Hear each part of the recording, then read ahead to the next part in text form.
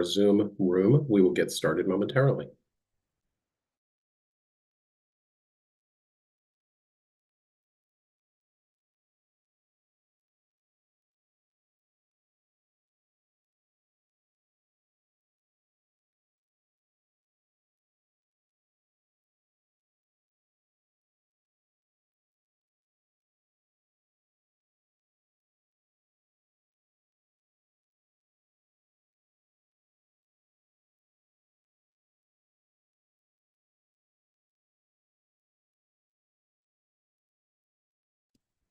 Good morning and welcome to WITA.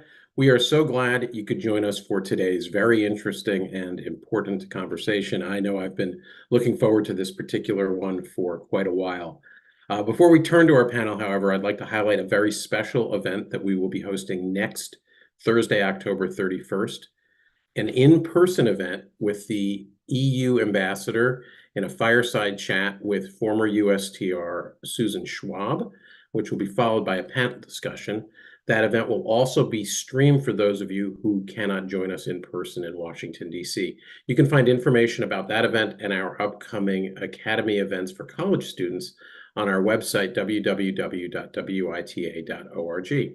As you know, if you've joined us for any of our webinars in the past, we like to call the names of some of those you're in community with on Zoom, even if you can't see them on screen. So welcome today to John Weeks, Canada's former ambassador to the WTO and their chief negotiator of the original NAFTA. Dan Mullaney, a senior non-resident fellow at the Atlantic Council and the former lead U.S. trade negotiator with Europe. Dan will also be one of the people speaking at our U.S.-EU trade event next week. Jameson Greer, a partner at King & Spalding and the former chief of staff at USTR under Ambassador Bob Lighthizer.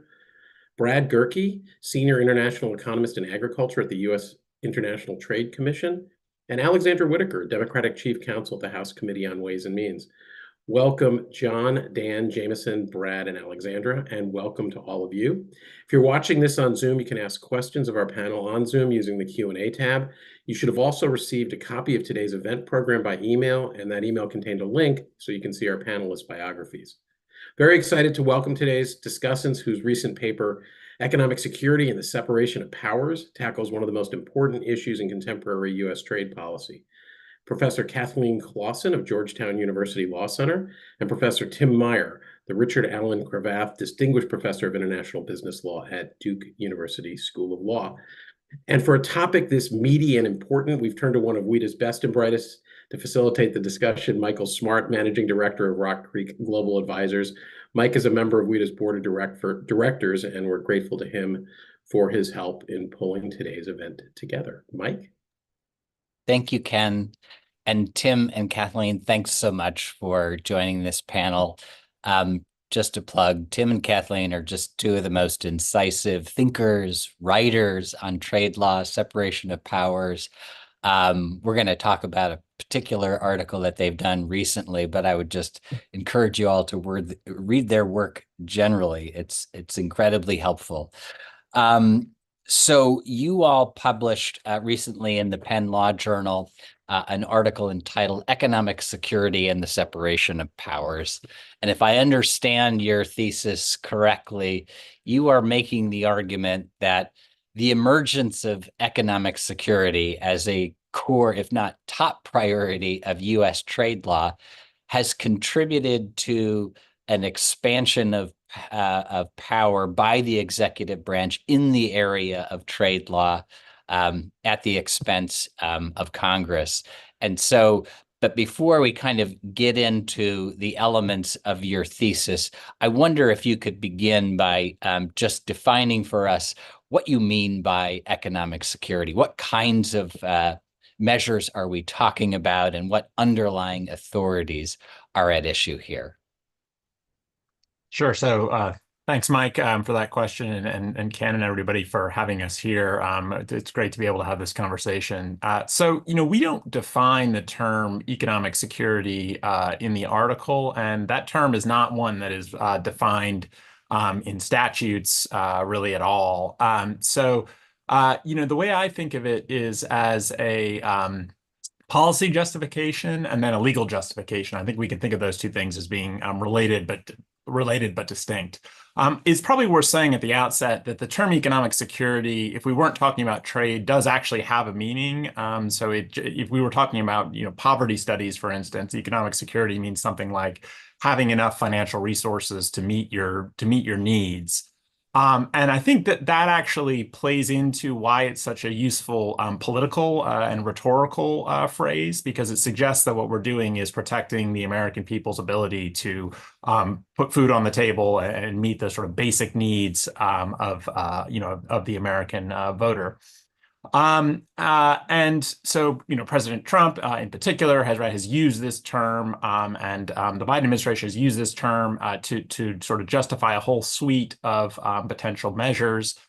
I think Kathleen may talk a little bit more about those measures, and I think that they will mostly be familiar to folks in this audience, starting with the 232s and the 301s in the Trump administration.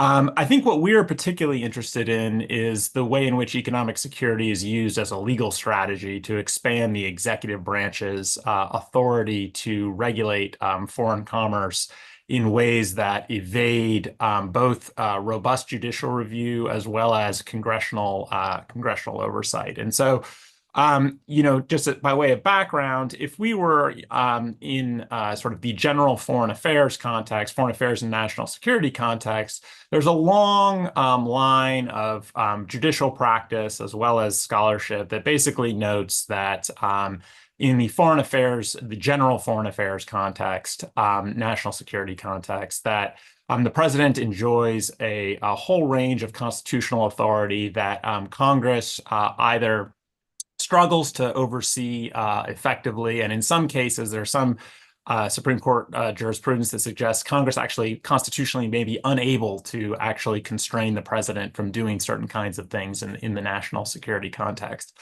There are other areas in which Congress has affirmatively granted the president space, or the administration space, to operate in the national security context. So think of the foreign affairs exception in the Administrative Procedure Act.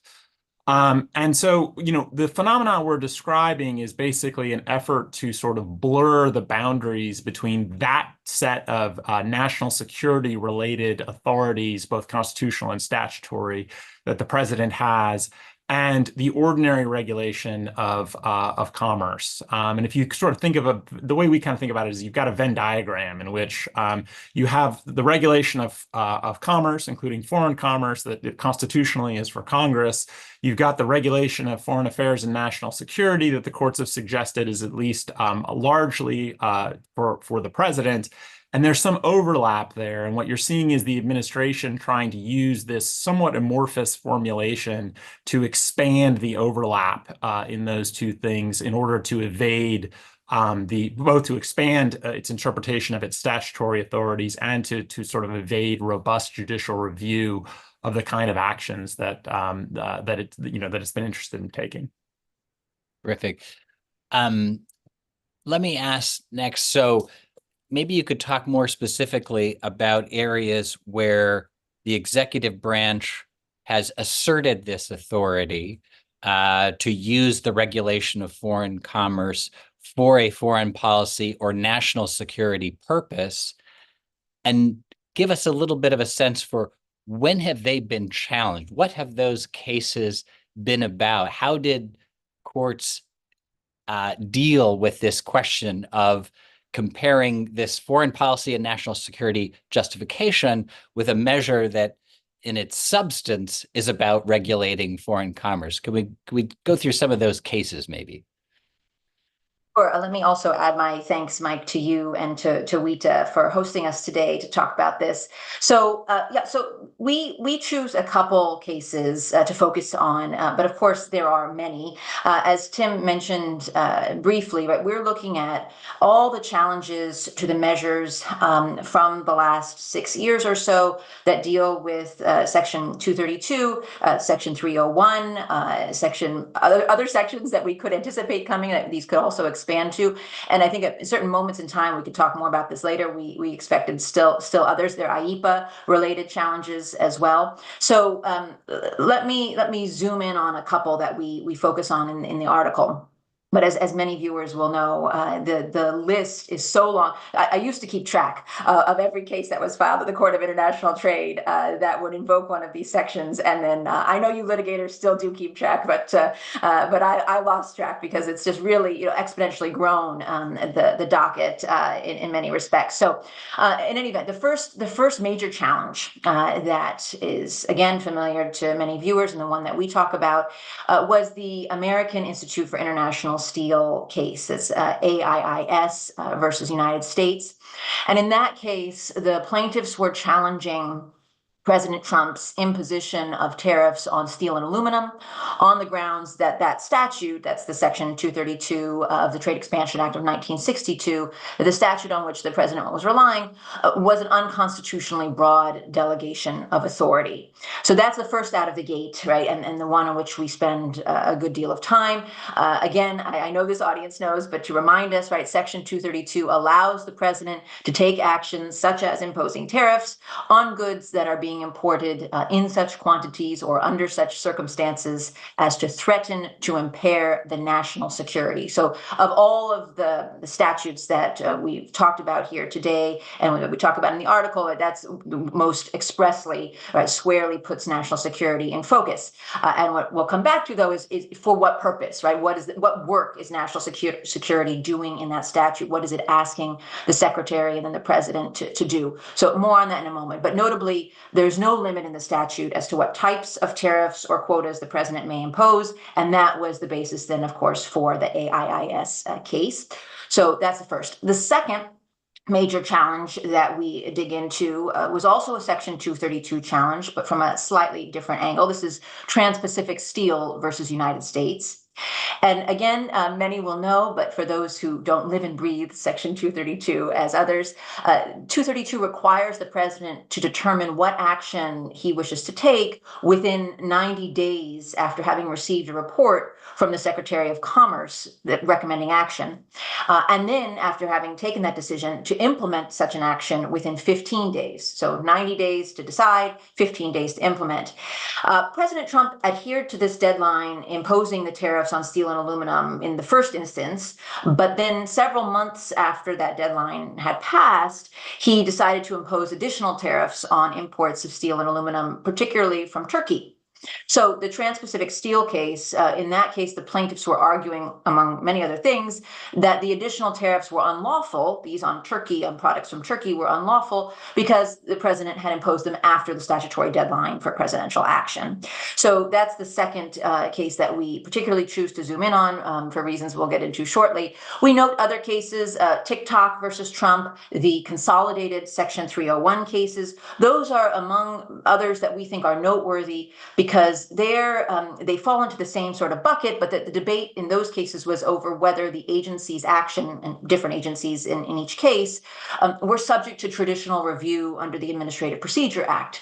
But we put them together with these other cases because the idea is similar, right? That private parties are trying to get review over trade-related agency action that they believe exceeds the agency's authority, goes beyond the statute, was carried out beyond the four corners of the agency's required process. So all of these have that same sort of spirit to them, Mike, and that's why we choose to look at them closely.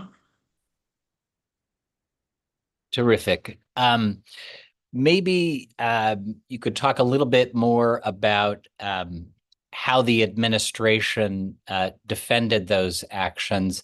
And I think the Turkey case is particularly interesting because both in terms of what the administration argued and then what the court ruled, when you seem to have a case that the action taken was beyond the delegation of authority, and were there other powers that were inferred here that allowed the court to say that the administration's action was okay? Yeah, so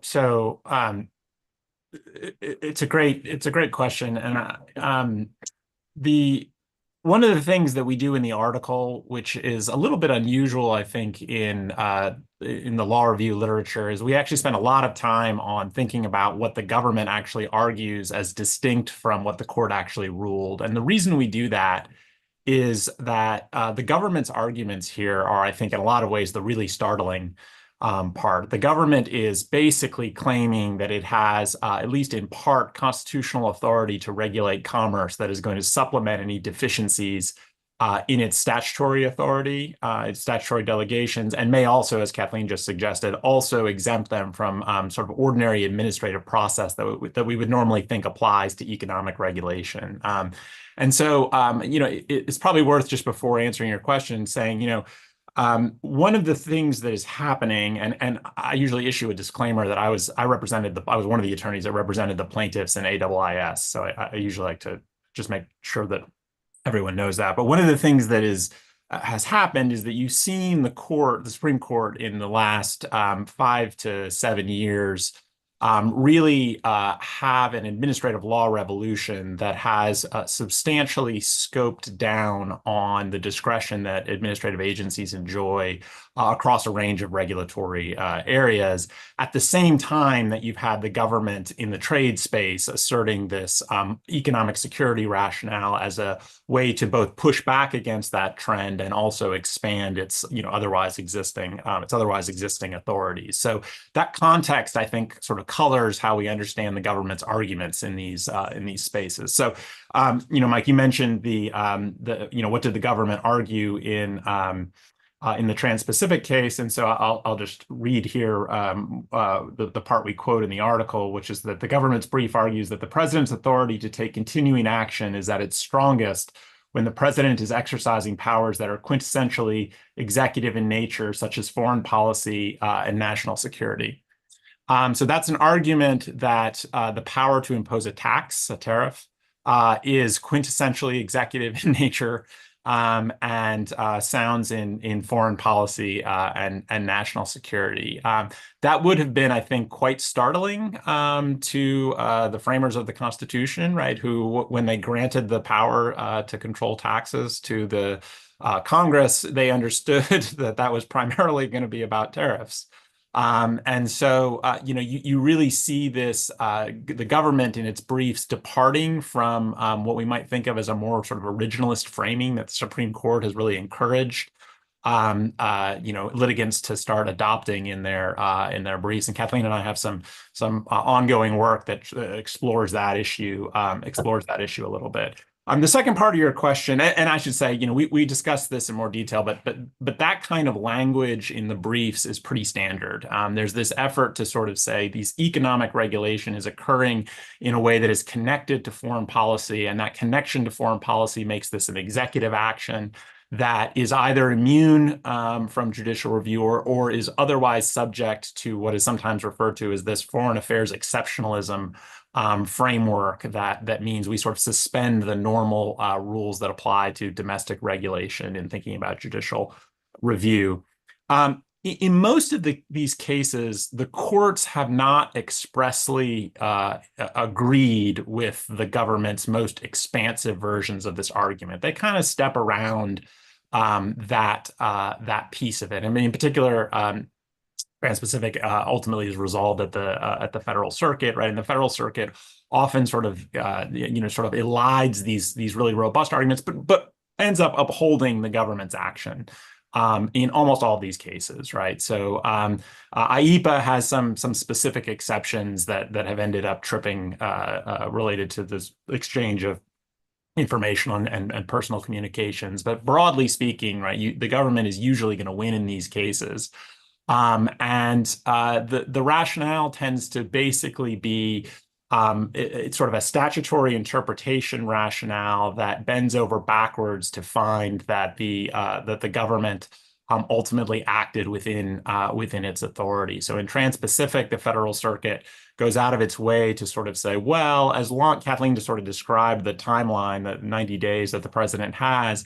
And the court says in Trans-Pacific, well, as long as the president announces within that 90 days that what he's going to do is enact a program, then, a plan of action, then there's sort of seemingly indefinite modification authority because everything he does to modify afterwards is basically just related back to that initial announcement of a plan of action.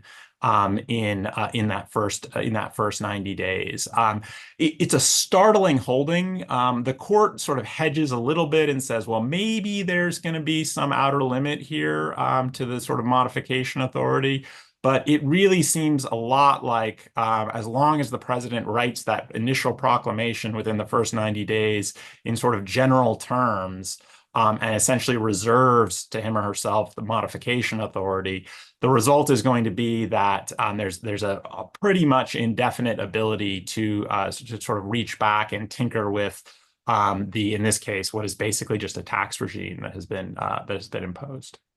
And just to clarify that point, unlike Section 301, which does have explicit authority to modify an action, Section 232 does not explicitly provide for that, at least outside the 15-day limit that Kathleen talked about. So actually, so if we were doing strict statutory interpretation, there is a little bit of modification authority in 232, but it's specific to when the remedy the president chooses is an international agreement. So one of the things the president can do under 232 is negotiate, which the administration did, was negotiate agreements. And so that 232 contemplates that might require sort of updating over time and some degree of modification authority.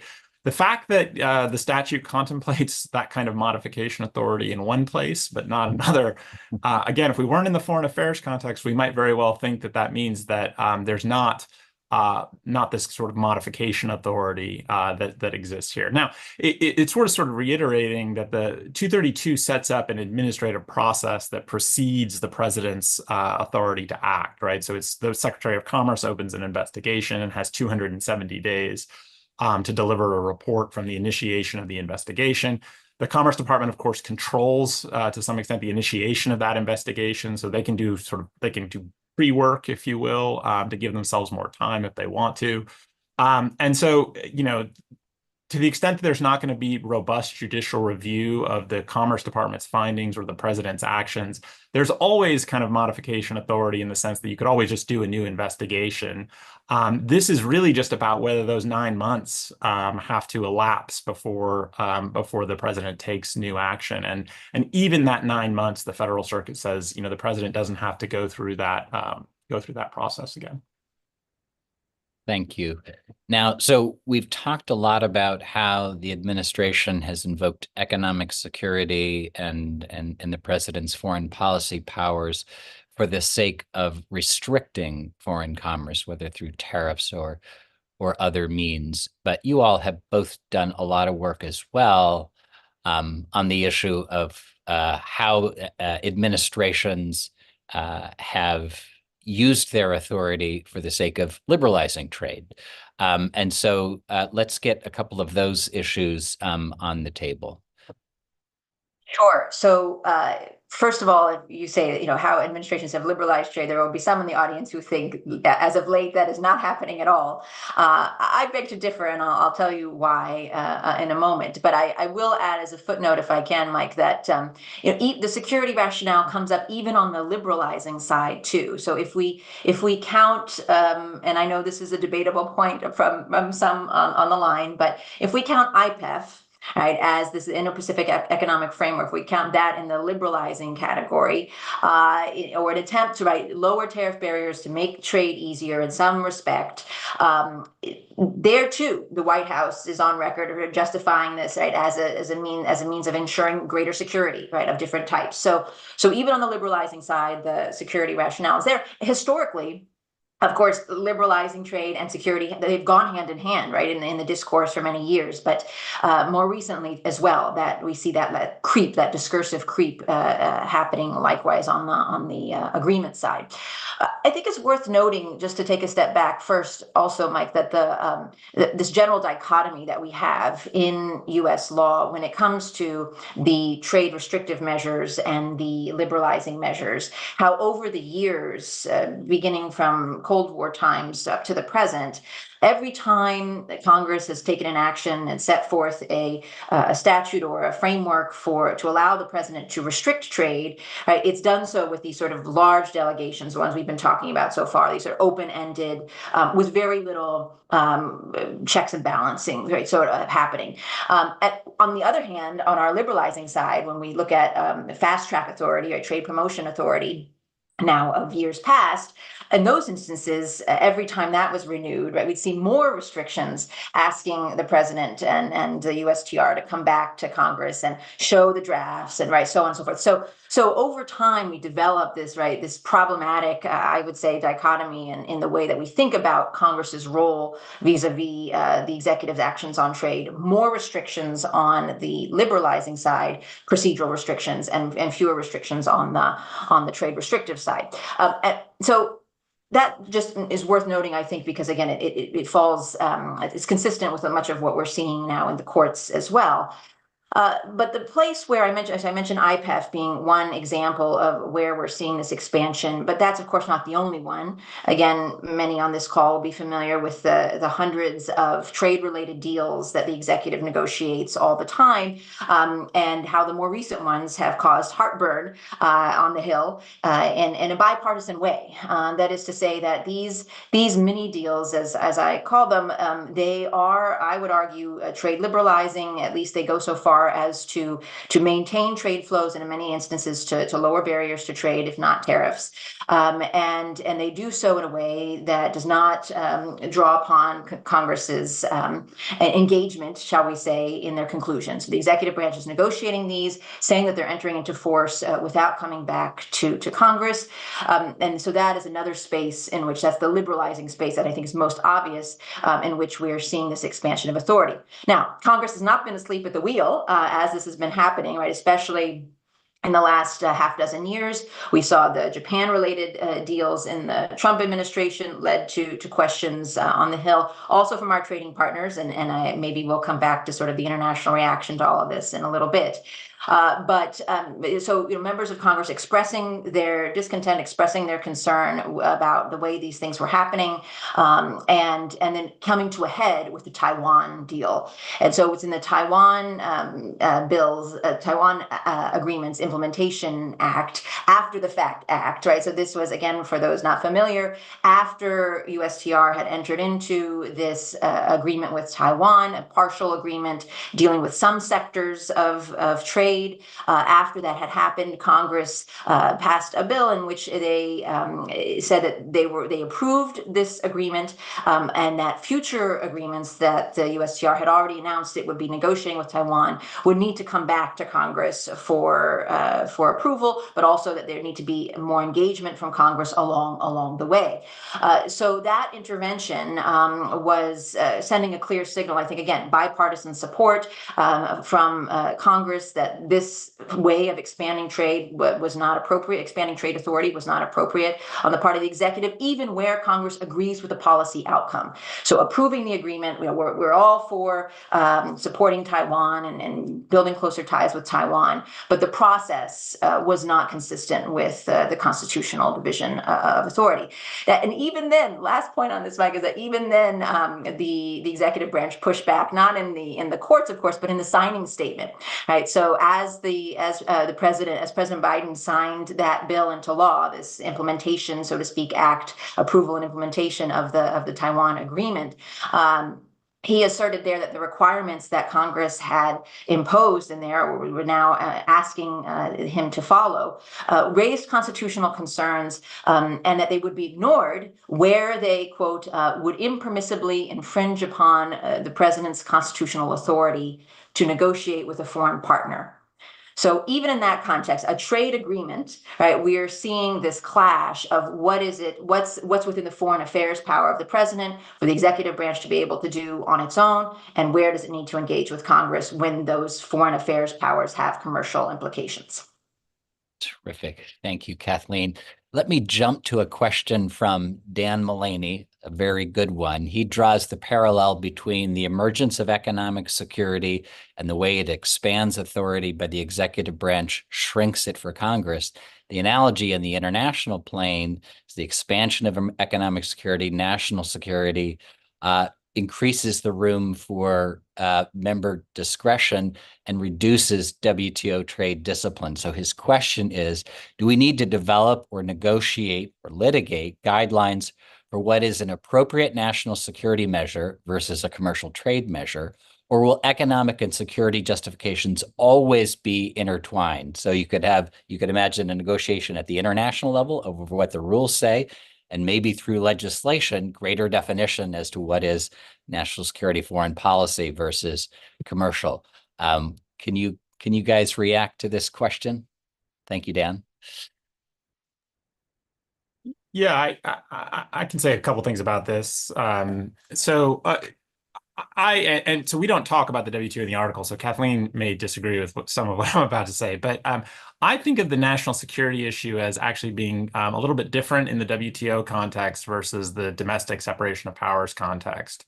And the reason for that is there's some disagreement about this, but Article 21 of the GATT, the national security exception, which has analogs in other of the WTO agreements, actually is a little bit more specific than most of the statutes that we deal with in the domestic context. So even its broadest hook still requires that whatever the measures that were taken that are being challenged, that they be taken in time of war or other emergency in international relations. And so panels that have had to address that language have actually tried to sort of cabin it. Now, there's a disagreement about whether or not Article 21 should be entirely self-judging. And so the view of some countries, including the United States, is that basically there's just, once 21 is played, once national security is invoked, that you sort of walk away from the dispute. And that is an argument that is, I think, actually sort of similar to the argument that the government's making in the domestic context. But in the WTO space, that argument hasn't gotten a ton of traction with other countries, nor has it gotten a lot of traction with panels. There's some degree, we could spend much time talking about the sort of elements of the tests that these panels have devised, but basically, they've, I think, done a pretty good job, sort of generally speaking, of trying to read the amount of discretion that is in 21 faithfully with the conditions that allow the invocation of national security in that space. Now, you may need, as I think Dan's question suggested, you may need some negotiation to sort of define a little bit more concretely what really is permissible, what kind of falls within there.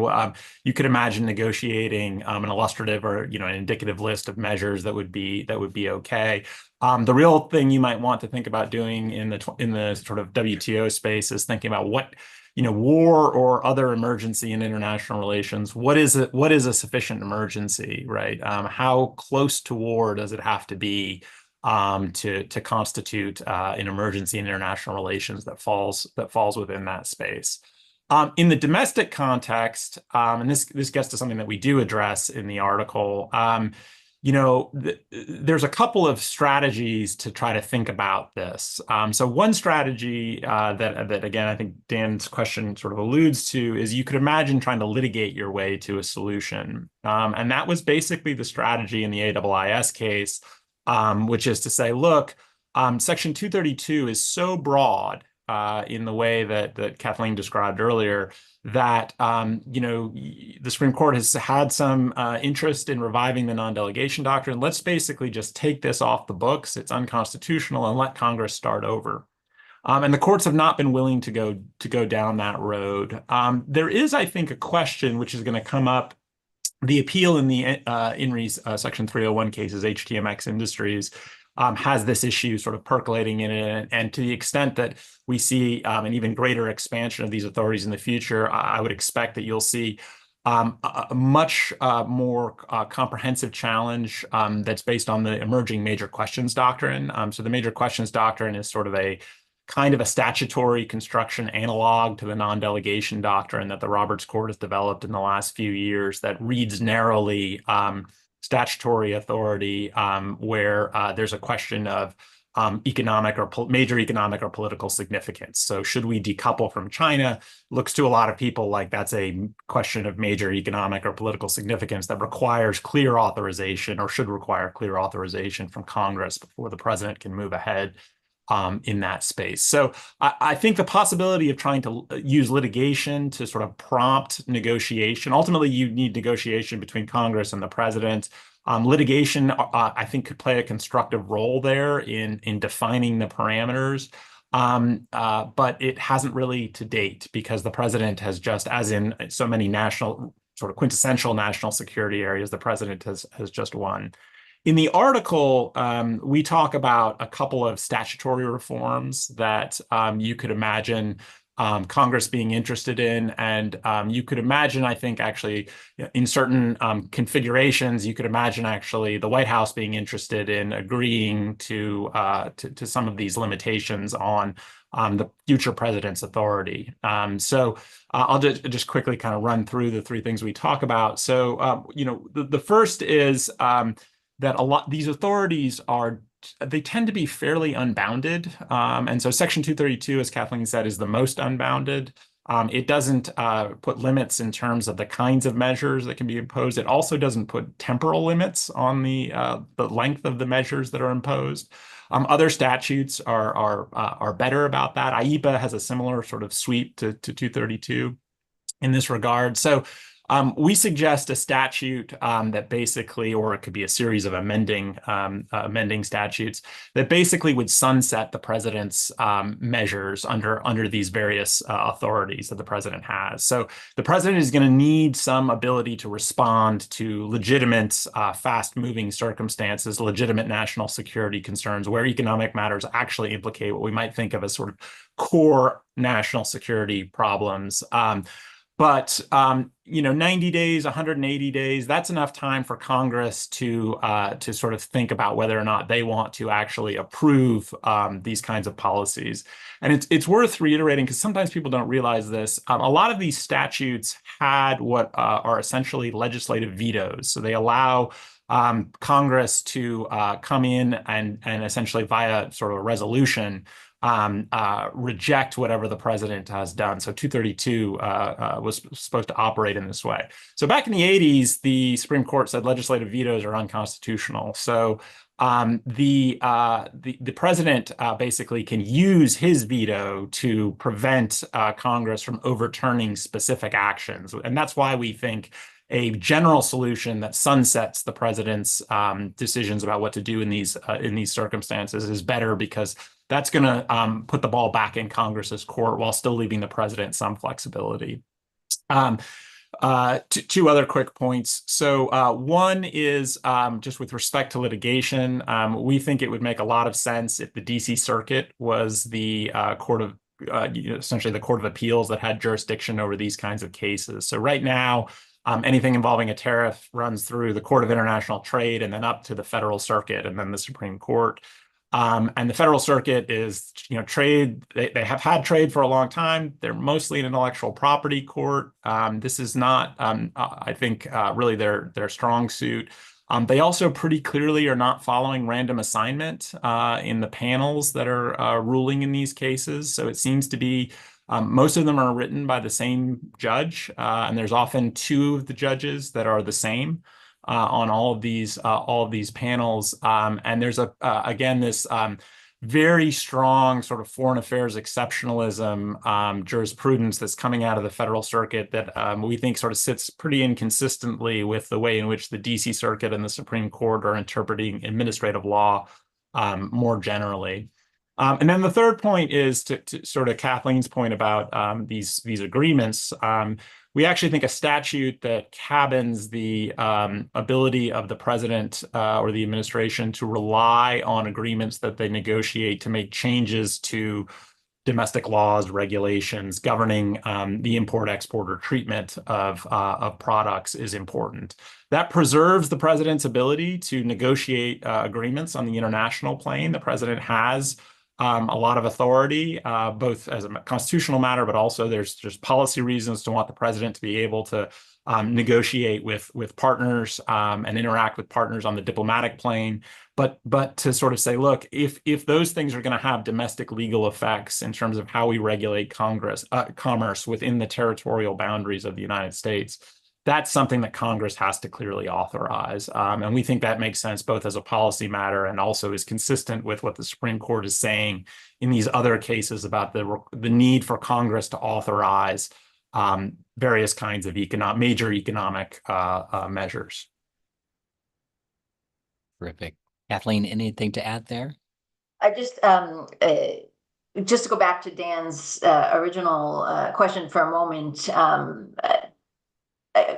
So to the extent, again, Dan, you're sort of thinking about the what needs to happen in the international space. I think there is a scenario here, right? I think, as Tim pointed out, we are very focused on actions Congress can take to turn this economic security train around, but not so much because it's about economic security, but because of this, right? The division of power issue, right? The constitutional issue and these overclaiming scenarios that we keep seeing in the courts. You could also imagine a scenario where Congress wants to lean in to economic security, right? And internationally, that makes sense with our trading partners, with certain of our trading partners, to lean into economic security as a platform for our trade policy, one might say.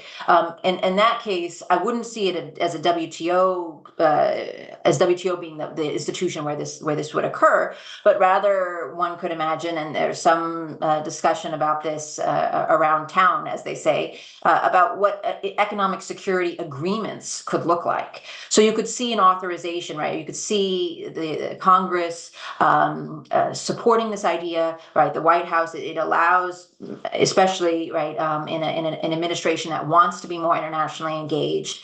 You could imagine with trusted trading partners, agreements that would lead to cooperation and collaboration on issues that we all consider to be important. And so actually, again, leaning into or capitalizing on that nexus and saying, okay, economic security is important to us as should be part of our trade policy, should maybe be a centerpiece of it. What would that look like? Maybe we harmonize export control restrictions, right? We're all on the same page in terms of doing what we're doing on sanctions. So there are different models one could imagine what would be in an economic security agreement. But rather than try and sort of disaggregate them or define what falls in one category, what falls in the other, maybe we actually embrace that connectivity and use that to serve the nation's ends. Terrific. Kathleen, while you were talking, we had a question come in on what you said on mini deals. The question is, don't we already have a law cabining mini deals so that you can lower tariffs only up to 5%? We have, I want to say yes and no. I suppose part of what maybe the questioner is thinking of, we do have a law that allows, under this is Section 103A of the Trade Act of 1974, right, that allows the president to proclaim, right, implement certain changes to tariff barriers, right? So we do have agreements that do that allow that to happen, and so by proclamation the president can make those changes, but that's not the bulk of what's happening in the mini deal space, or at least not what I think of as the most important space. There are a few of those agreements, no doubt the questioner is correct there, but in the broader sense, many deals, what we're talking about here are things that are not dealing necessarily with tariffs at all, right? But dealing with non-tariff barriers, trade facilitation, and we could be talking about agriculture, we could be talking about, right? A lot of these mini deals are about SPS or TBT styled considerations. So there is, and in that scenario, and I can say more about this later if you wish, Mike, but just to shortly say, in that scenario, we don't have guidance. In those scenarios, the executive is acting, asserting that it can do these things without going back to Congress, largely on the basis that these things don't change U.S. law. That's a common refrain that you hear from the executive as to why they're not going back to the Congress for these issues. But that, again, a number of us think is not a strong enough reason and not a superseding reason to go back to Congress. Good. Okay, for the last 15 minutes here, I want to push you a little bit to look into the future. So we've talked about actions taken by the executive, when those were challenged, what the government argued in defense, how courts have ruled. But Tim, I think you even alluded to this. What if we're looking at situations of even more aggressive action by the executive branch using the authorities we've discussed, including IEPA?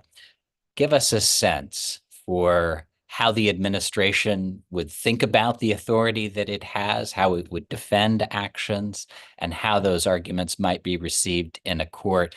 And let's just go ahead and begin with the global baseline tariff that President Trump has talked about. 10%, 20%, doesn't really matter. How do you think about that question in light of kind of all of the recent activity that you guys have analyzed? Mike, I'll kick off with that softball. So let's see. All right. So the first question is, right, under what authority, if there would be reference to an authority, right? Under what authority would that action be taken? And we've mentioned a number of them, a number of statutory authorities, a few that we haven't mentioned that I suppose could be relevant here. But let's just take IEPA as a possible example for the basis for an action like that. And I pick IEPA out of the hat, so to speak, because we expected the president actually to use IEPA. You'll recall back in 2019, he was on his way there to impose tariffs on products from Mexico. And so we thought that was going to happen, right? He had already declared a national emergency, the first step in the IEPA process to being able to take further economic action. And Tim said 232 is so broad. I mean, IEPA, I think we all agree, also so broad.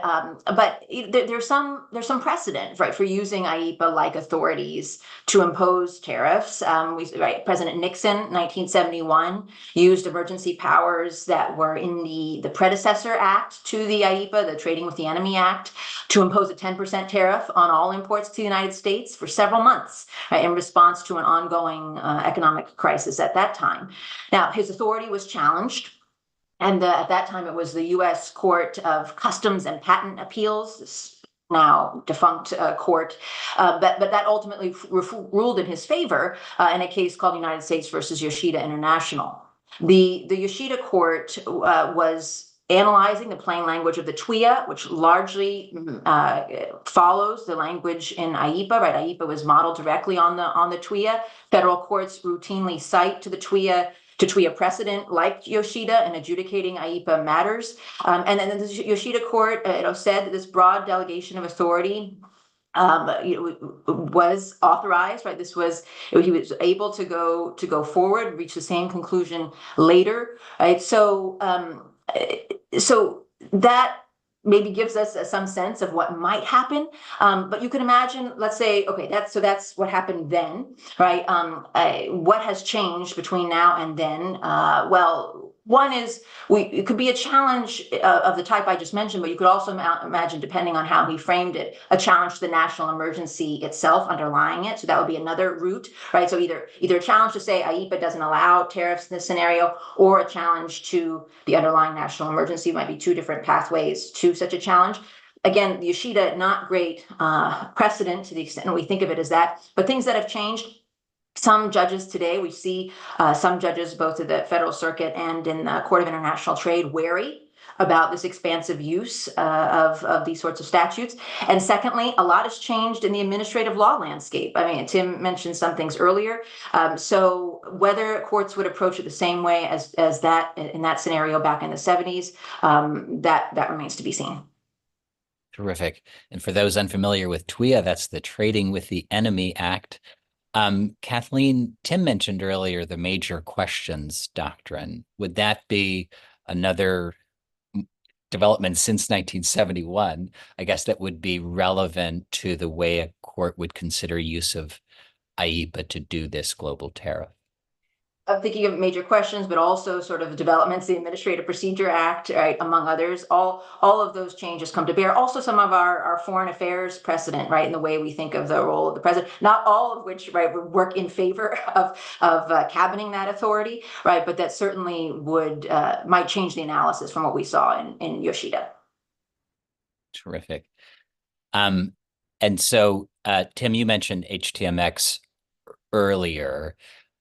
Based on the current actions, if a future president were to modify the existing Section 301 action in a very significant way, so let's just say it applies a 60% tariff to imports, all imports from China, based on what you know, how would a court think about that, the use of the modification authority in that way?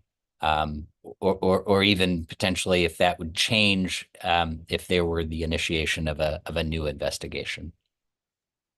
Yeah, so I think that the sort of most interesting question there is about the modification authority and the scope of the modification authority. So before I address that, let me address the new investigation. So I think if there's a new investigation and you go through all of this, that could you could imagine the type of tariff you are proposing being challenged under the major questions doctrine on the ground that this is such a massive, essentially tax increase that Congress has to clearly authorize it. And, you know, we just don't know whether or not the courts would embrace that kind of argument. The major questions doctrine, those cases Kathleen referred to, there's a lot of 1970s precedent on these statutes that have kind of a I'm going to call it sort of a drive-by feel. Like they really didn't grapple with these questions seriously, although they addressed them in a very breezy sort of way. So part of the problem in the AIIS litigation is that there's a Supreme Court case from the mid-1970s called Algonquin, where the court, in what was a statutory challenge, it was not a constitutional challenge, the court just opined in what I would view as dicta that Section 232 was not deficient from a non-delegation point of view, from a constitutional point of view. And, you know, the lower courts ultimately felt themselves to be constrained by that language, even though the question in that case was a statutory question about whether or not the particular kind of measure that the president had chosen was authorized under Section 232. And so, you know, I think courts that want to, you know, engage in the kind of closer reading that the Supreme Court in the administrative context is directing the lower courts to engage in, it is totally available. I don't think these 1970s cases foreclose the application of the major questions doctrine or any of these interpretations of the Administrative Procedure Act. To really scrutinize these extensive authorities. But unless the courts are willing to do that, I think a new investigation is going to be on the 301 front is probably going to be sufficient. The modification question, right? They don't want to wait. So the modification question is closer, although ultimately the Court of International Trade upheld the modification on lists 3 and 4, and in so doing, more or less gave the, I think, administration a roadmap for how it would have to write the, you know, essentially the administrative record in order to justify the modification. So in both 232 in the Trans-Pacific context and now in the 301 litigation, I think the courts have really been unwilling to say that you know there are really meaningful limits on the president's ability to modify these authorities. I would not, you know, we'll see because the major questions issue is in HTMX, but so maybe we'll get a different answer. But you know, if you were sort of looking back on what the Federal Circuit has done recently, I wouldn't think HTMX is likely to produce a dramatically different answer from the prior cases, particularly because 301 does have, in Section 307, does have explicit modification authority. And so, you know, I think an administration is likely to be on reasonably solid footing unless the courts want to lean into these new administrative law doctrines. And Kathleen, back on IEPA, I think you mentioned that a national emergency declaration could be challenged. But are you aware of a case where it has been challenged, or have challenges to actions under IEPA been on other grounds? We we here now. I wrote about this, Mike, back at the time with Scott Anderson on Lawfare, and we catalog sort of all of the scenarios there, how this might play out, and refer to others who have done that work. So that's where I would refer folks for a more comprehensive review of at least some of the IEPA background. Terrific.